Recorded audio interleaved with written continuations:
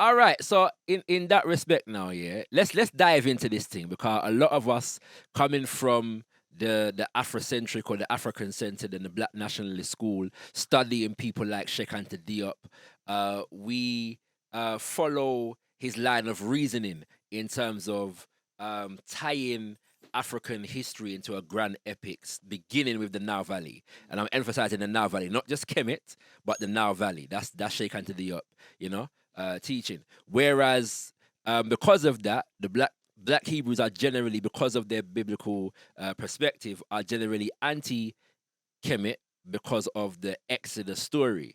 And as you said, one of the chapters in the book deals with the Exodus, and no Exodus, no religion. Yeah. So like, give us the highlights now of that particular chapter. And we don't want people to buy the book. Yeah, buy the book and we're just gonna give you a taste. Yeah, the highlights so you can get it yourself and dive into the sources and all these things. But give us the highlights of the information that you're dropping in that particular chapter. All right. There's a story about Ephraim in First Chronicles chapter 7. Yes. And what happened with Ephraim is that nobody has ever taught me this about the Bible. And the thing is, Ephraim had two sons, right? Came down to Gath. Gath is the city where Goliath come from. David and Goliath story. First of all, how could Ephraim's children, Ezer and Eliad, come down to Gath if they're supposed to be in Egypt during the time of the Exodus? Because remember, Ephraim was born in Egypt. Ephraim and Manasseh, the twins. All right, not twins. Actually, they're not twins, but they're close. They're born close. All right. But anyway, first evidence that we have within the Bible, and everything I'm telling you right now is in the Bible. First Chronicles chapter 7. Now watch this. They go down to Gath. Them try to thief some cow. I don't know why any Israelites would be wanting to steal the cows because they're the chosen of God, but them get killed. The people in Gath kill them. Ephraim goes down there and mourns. Bear in mind, another section in the Bible has a story saying Ephraim is in the Exodus at this time. But now there's another tradition in the same book that we call the Holy Bible, where there's a tradition saying that these two guys go down, his sons go down, get killed, and they can't go down if they're coming from Egypt. They would have to be going up, by the way, to Gath. So that's where we know there's a problem. So obviously, they were already in the land to go down. All right. Now, Ephraim goes and mourns. The Bible says his brothers, Ephraim don't have brothers, he has a brother. So that's another bling bling in our head now. Which tradition is? All right. So now Ephraim goes down there, he has a child. Then that child has a daughter. That daughter end up building all three different cities in the towns and areas that we call Ephraim. So what we have is a continuing of the genealogy within the land without an exodus or a conquest tradition, all the way up until Joshua. But in the Exodus tradition, we hear say them go through wandering and all this stuff and right? So there's an opposite. So what I've done is I've shown that the Exodus is a tradition, alternative tradition in the Bible that the Exodus didn't happen. All right. The second thing. So hold on, wait, pause a second.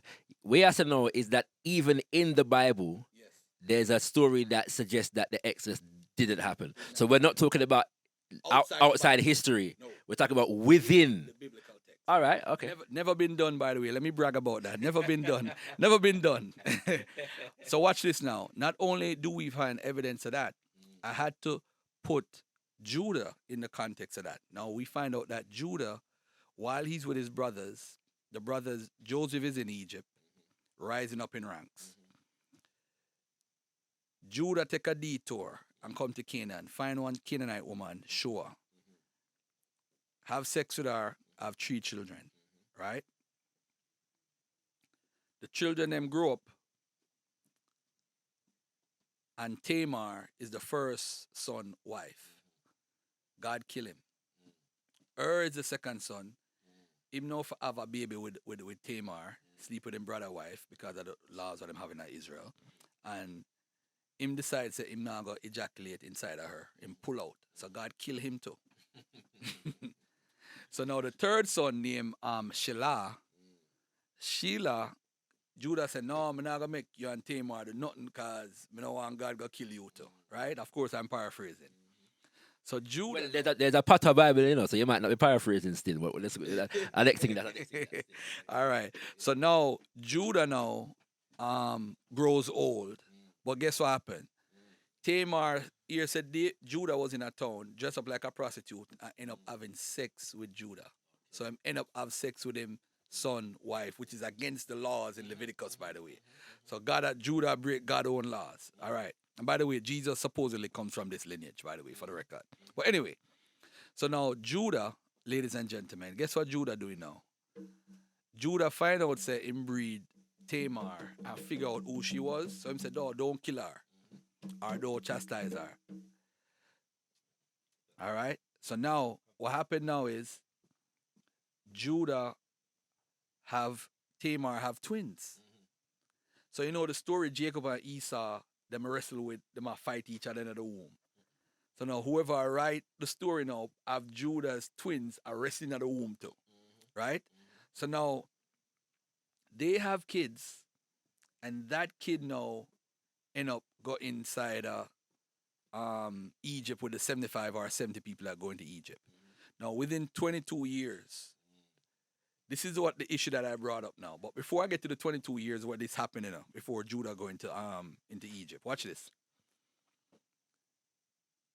In First Chronicles now 4:21, it tells us that Judah's grandson from the twins, you know, the children from the twins, go inside of Egypt. The 75 go inside of Egypt too, which is supposedly 22 years between him having his kids, them growing up, and him now having kids, and that kid grow up and then have other kids. That supposedly happened at 22 years, which is totally impossible. But what happened is, ladies and gentlemen, when you study the book of Chronicles, you realize that the person who's writing Chronicles disregard the Exodus and the conquest like it never happened.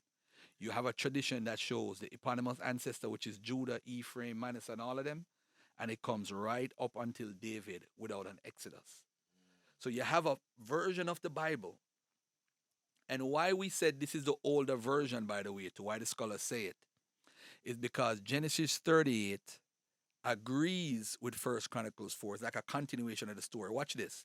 In First Chronicles 4, his son that him never want to sleep with Tamar, end up have two kids that grew up in the same era where Judah is situated geographically, and they end up running the linen industry, which is something historical within that region. So we know it's a continuation, so nobody can say, oh, well, the Chronicles is mix it up on it right late. No, it's a continuation of the Genesis 38 story. Up to this day, scholars can't figure out what is going on with Genesis 38 and the 22 years, because there's no way you can fit all of that within 22 years. That's a whole heap of information. Oh, sorry, 1 second. One more thing. The Elephantine Papyri, written 407 BC. You have the Judeans at the border of what we call today Sudan, which is we used to call Nubia, and Egypt. Right? They had Elephantine at the border. They were security forces for the Persian Empire or the Assyrian Empire. Right? They decided to celebrate Passover under the orders of Darius, the King Darius of Persia. When they celebrated the Passover, it had nothing to do with an Exodus. It had nothing to do with a Passover as far as killing of babies or nothing.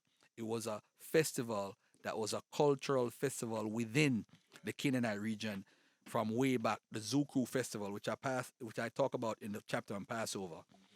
So you see that the Elephantine Papyri exposes the fact that there were Jews who reached out to other Jews in Judea at the temple, and reached out to other Jews in Samaria, the Samaritans, and asked them for permission to build a temple. If you read the Bible, in Deuteronomy, I think, it says you cannot have a temple outside of Jerusalem. So why would the Judean temple people, who is going, if they had a Bible, they would have said no, but obviously at that time period, there was no Torah, there was no Bible. So the Elephantine Papyri actually exposed that. It's in the book. All right, well, check it out, Kings and Queens, because we know so you never get the whole of that one time. Yeah, so you have to watch it back again and then read the book to get the whole, rundown of the information. Now, what it do, Sober Soldier, salute. This is Stick from Dead Prayers with my partner, M1, and you are in tune to GotkushTV.